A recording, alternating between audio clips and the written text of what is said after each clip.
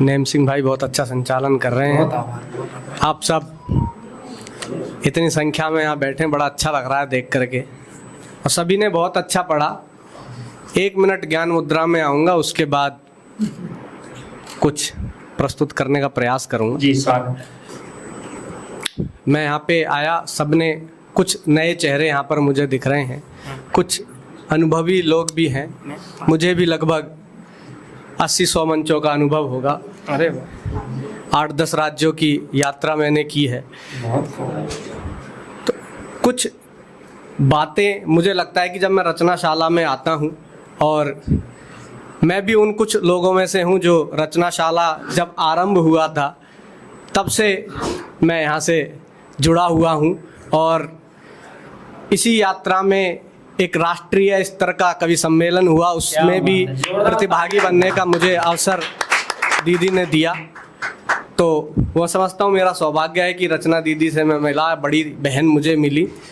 और यहाँ अगर हम आए हैं तो केवल हम इतना ना सोचें कि हमने कुछ लिखा है और हम उसको सुना करके चले जाएं।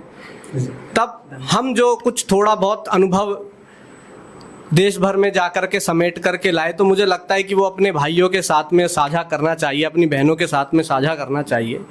कुछ चीज़ें मुझे यहाँ पर लगी, मैं आरंभ से बैठा हुआ था, अभी मुझे कहीं निकलना है, न तो मैं अंत तक बैठता और आप सबके साथ नाश्ता भी करके जाता।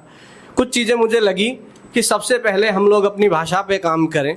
मैं भी इसी फरीदाबाद से ही रहता हूँ, और मैं भी जो है स्कूटर बोला करता था, मैं भी स्कूल जाता था, लेकिन धीरे धीरे करके व्याकरण का ज्ञान हमने सबने लिया। सब ऐसे ही आरंभ करते हैं, और खासकर मेरे बहुत सारे मित्र यहाँ पूर्वांचल के बैठे हैं, तो भैया आप लोग थोड़ा सा जो है स्त्रीलिंग पुल्लिंग का थोड़ा सा मैं हाथ जोड़ के निवेदन है। बिल्कुल बिल्कुल बिल्कुल। हाँ, तो वो आप जरा देख लें तो ज़्यादा अच्छा लगेगा।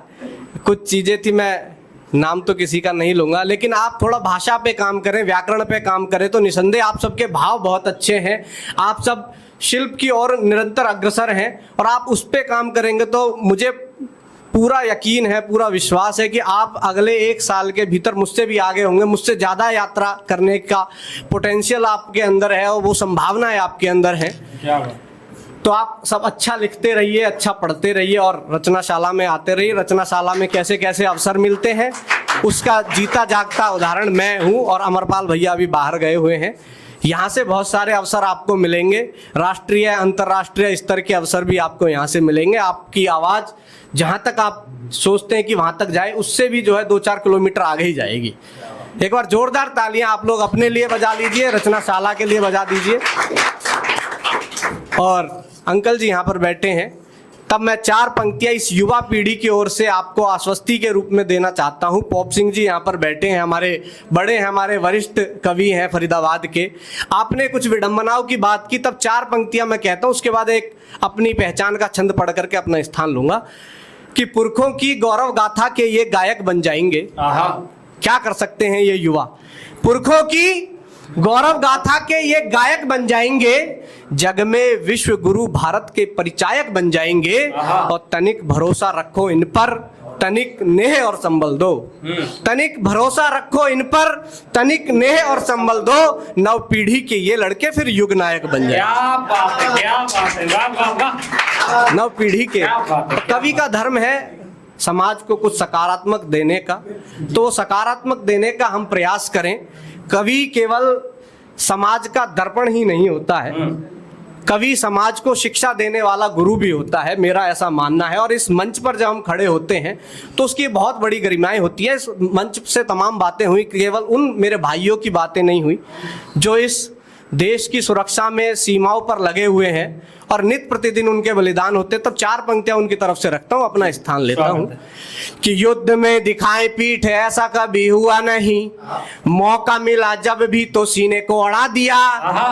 हम अपने अपने तरीके से अपने इष्ट, अपने भगवान का वंदन करते हैं, लेकिन एक सैनिक के लिए उसकी मातृभूमि, उसका सब कुछ होता है। वो कैसे माँ भारती का वंदन कर रहा है, आप तक पंक्तियां पहुंचे। कि युद्ध में दिखाए पीठ ऐसा कभी हुआ नहीं, मौका मिला जब भी तो सीने को अड़ा दिया। और जब कभी घटने लगा है मान देश का तो प्राण दे के फिर स्वाभिमान को बढ़ा दिया। और जब कभी घटने लगा है मान देश का तो प्राण दे के फिर स्वाभिमान को बढ़ा दिया। तो बूंद बूंद रक्त दे के सींचा मैंने भारत को, बूंद बूंद रक्त दे के सींचा मैंने भारत को। देश हित में भी त्याग सबसे कड़ा दिया। और भारती के वंदन की बात यदि आई कभी, पुष्प ना चढ़ाए मैंने शीश ही चढ़ा। वाह वाह, जिंदाबाद जिंदाबाद। और वाह, एक शेर आपको देकर जाना चाहता हूं जी, जी, कि सूर्य जब सत्ता तिमिर को सौंप देगा इस जगत की, आहा। सूर्य जब सत्ता तिमिर को सौंप देगा इस जगत की, एक अकेला दीप तब भी रात भर तुमसे लड़ेगा। तो वो दीप बनकर आप जगमगाते रहिए। जय श्री राम, जय हिंद, वंदे मातरम। वाह वाह वाह, क्या कहने।